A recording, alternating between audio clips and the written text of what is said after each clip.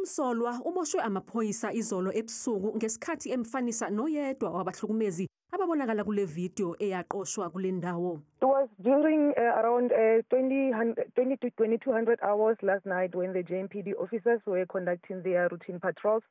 They came across this man who looked familiar, and one of them realized that he is one of the bouncers that have seen on circulating video with regards to the Hatfield Club incident.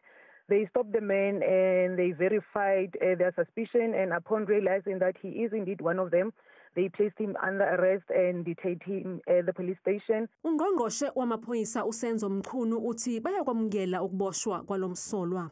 We welcome the arrest of one of the suspects in Zanzo case, which is topical these days, and police will continue to investigate this matter, and we're confident that there will be necessary breakthroughs as we move on.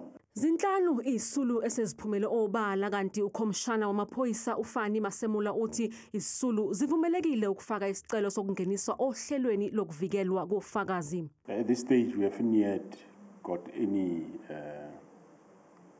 any of those victims that would want to go into witness protection, but those that will be requesting we will provide. Amaphoyisa asathungatha abanye abasolwa abayisikhombisa abathinteka kulesigameko.